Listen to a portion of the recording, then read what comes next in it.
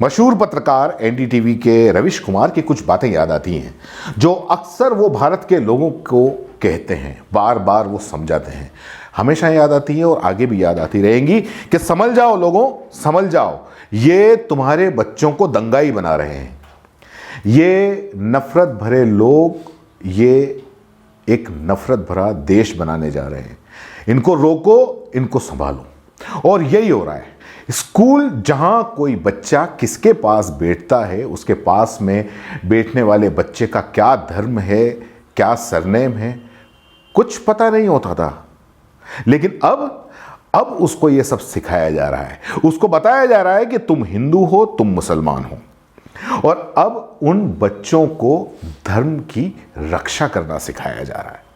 और कौन कर रहा है यह बताने की जरूरत नहीं है, क्योंकि इस हिंदू मुस्लिम विवाद से किसको फायदा होता है यह भी बताने की जरूरत नहीं है। लेकिन अब यह नफरत आपके बच्चों में भर गई है, यह तय है। अब आप यह गाना कभी नहीं न तो बच्चों को सुना पाओगे और न ही गा पाओगे कि नन्हे मुन्ने बच्चे तेरी मुट्ठी में क्या है, क्योंकि अब इस गाने की अगली लाइन मुट्ठी में है तकदीर हमारी, ये पलट गई है। दरअसल अब इसकी अगली लाइन हो गई है, इन हालातों को देखते हुए ये अगली लाइन होनी चाहिए कि मुट्ठी में है फूटी तकदीर तुम्हारी, जिसमें ढेर सारी नफरत को भरा है। और नफरत को किसने भरा है यह भी आपको बताने की जरूरत नहीं है। हमेशा कुछ नया चाहिए होता है ना।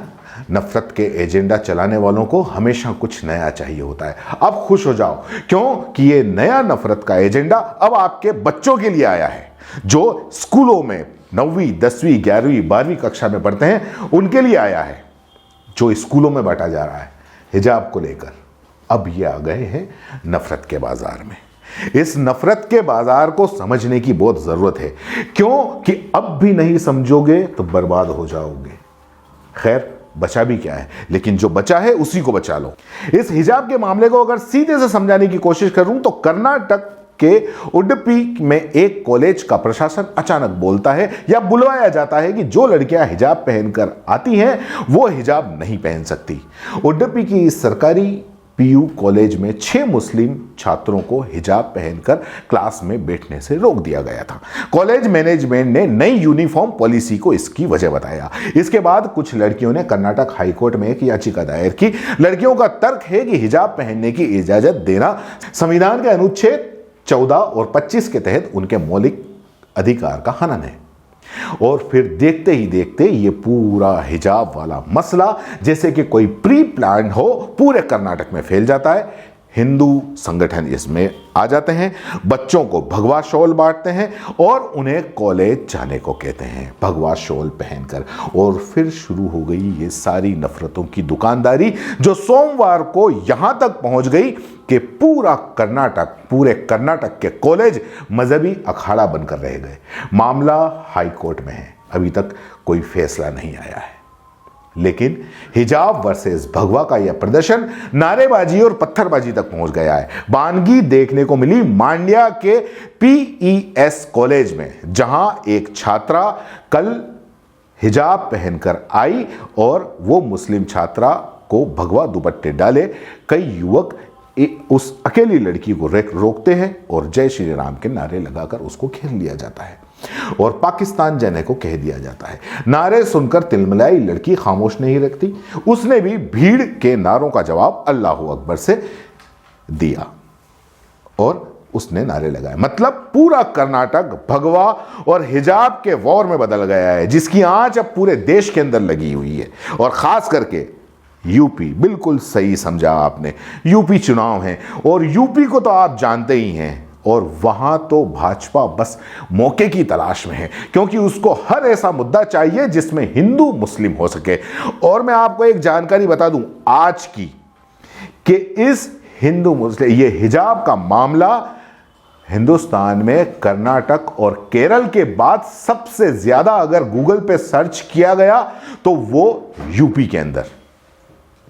एक बात समझ में नहीं आती, आखिर कल तक जहां बच्चे वेलकम थे, जहां हिजाब से कल तक कोई दिक्कत नहीं थी, अब अचानक ऐसा क्या हो गया कि अब ये देखते ही देखते ऐसा लगता है कि ये सारा विवाद सिर्फ और सिर्फ लीगली एंगल तो इसका कहीं चला जाता है, यह सिर्फ पॉलिटिकली एंगल दिखता है।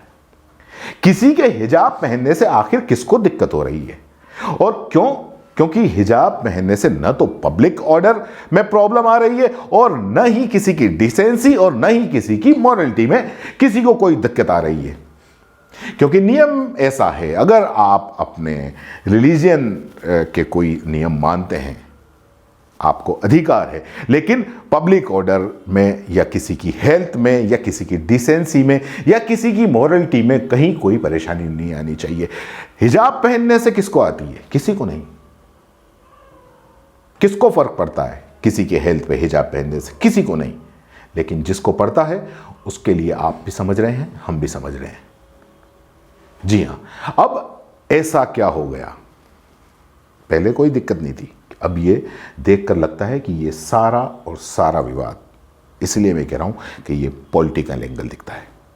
किसी के हिजाब पहनने से आखिर किसको दिक्कत हो रही है? क्योंकि हिजाब पहनने से न तो पब्लिक ऑर्डर में प्रॉब्लम आती है, मैंने आपको बता दिया, और न ही डिसेंसी में, न ही मॉरलिटी में। और जिसको आती है उसको मुझे बताने की जरूरत नहीं है। चलिए, व्हाट्सएप ये ज्ञान से हटकर कुछ फैक्ट की भी बातें कर लेते हैं। ज्यादा देर की नहीं है, बस थोड़ा सा है। 1954 में ही सुप्रीम कोर्ट ने इस पर एक प्रेसिडेंट बनाने की शुरुआत कर दी थी, जहां यह कहा गया था कि कोई भी प्रैक्टिस एसेंशियल प्रैक्टिस को प्रोटेक्ट करेगा और बाकी को इग्नोर कर सकते हैं।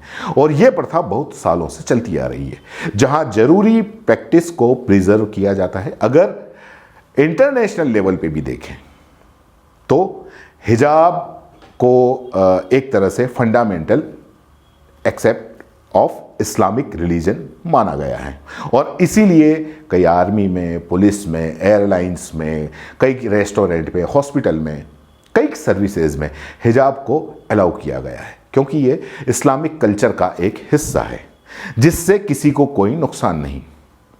अब ऐसा भी नहीं है कि कोई भी आपको कोई गमछा पहनने के लिए दे दे और कहे कि ये रिलीजन का एक पार्ट है, इसको भी मानो।